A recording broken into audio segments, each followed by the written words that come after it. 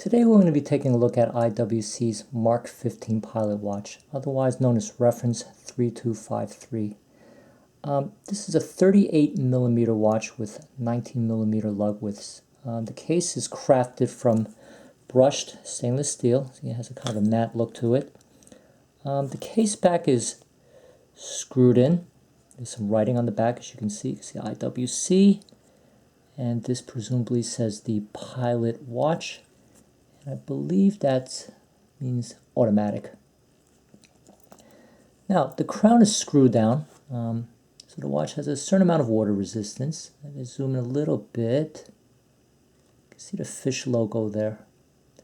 Now, this watch has a water resistance rating of 60 meters, or about 180 feet, so that's more than enough water resistance for a pilot watch. You could probably even go swimming in this. Now, the crown is obviously used to set the time, advance the date, and to wind the watch. Now, how do you do that? Very simple. Unscrew the crown. Hear that click? That's position 0. You can wind it. Now, IWC recommends winding it 50 times to ensure optimal functioning of the watch. Okay? You can now pull out a little bit more. Hear that second click? Now you can advance the date, and you do so by turning it counterclockwise. Look at the date window. See? Finally, you can pull out all the way to the very end. The watch will stop, and now you could set it to the correct time, and you could also synchronize it against a reliable time source. Now, when you're done, just push the crown back in, push a little bit more, and turn clockwise to wind it back down. Let's talk a little bit about the crystal. It's sapphire, like most crystals on most modern watches. And IWC likes to mention that this crystal is affixed to the case in such a way that if you experience any kind of sudden drop in pressure or in a, let's say, airplane cabin, the crystal won't pop off. Now, I guess that's good to know if you ever find yourself in a situation, which I hope you never do. But suffice it to say, the sapphire crystal is attached very firmly. Let's talk about the strap. This is buffalo leather. It's very comfortable. This is the original strap. This, however, is not the original buckle. This is a generic tang buckle that I got somewhere. I got off another strap. The original buckle was a deployment buckle, which I didn't find particularly comfortable or attractive for this particular kind of watch. Now, if you're looking for alternative straps, the 19mm lug widths don't exactly help in that department. It's not a very popular lug width size.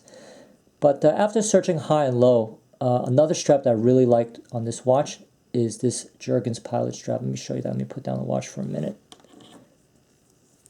This is a German-made strap made out of leather, and it's very comfortable.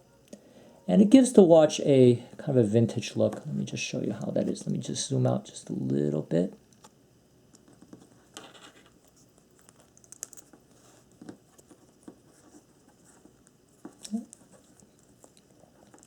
So I think that looks pretty nice. Very, very vintage looking.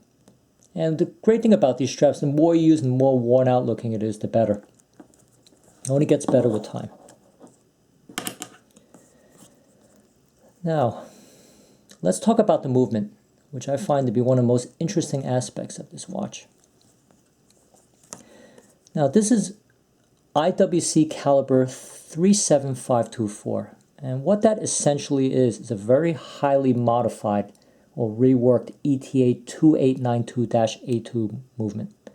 What IWC does is that it buys that basic movement, removes a lot of parts, and they use their own IWC parts, which are presumably higher grade. And they also probably tweak the movement in such a way to ensure optimal functioning.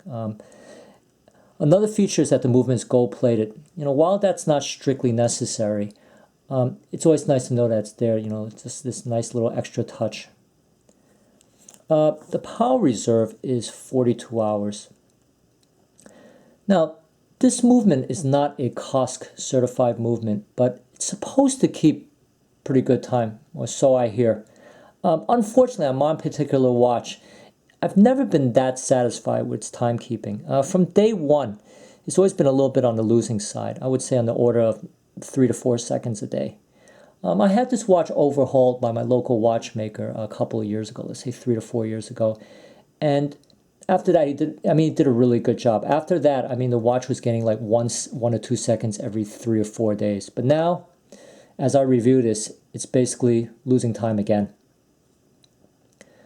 Another interesting aspect of the movement, or perhaps one of the biggest selling points of this watch, is its anti-magnetic qualities. Now, there's an inner case within this case. Now, if I remove this case back, the first thing you'll see is a cover. That is an anti-magnetic dust cover made out of soft iron. Now, once you remove that cover, you could see the rotor, you could see the rest of the movement. And that movement is encased in a soft iron cage, or that inner case, which is also made out of soft iron. What that serves to do is to conduct magnetic fields around the case instead of allowing the magnetic fields to penetrate into the movement. Now, it can protect the watch from magnetic fields up to 40,000 amperes per meter. That isn't quite as anti-magnetic as, let's say, the IWC Angenour or perhaps the Rolex Milgauss, but it should offer ample protection from the type of magnetic fields that you will encounter on a day-to-day basis. For example, if you work with certain types of equipment that has, like, let's say, a generator, a motor inside, or if you're near, I don't know, stereo equipment, or if you're near a computer a lot, that kind of environment. So basically, I think this is a pretty nice watch to have if you're interested in adding a pilot's watch to your collection. One of the other pet peeves I have about this watch, in addition to the so-so timekeeping, is the fact that there's a date window here. I'm not usually crazy about watches with date windows, especially in a watch like this. Traditional pilot watches didn't have a date window.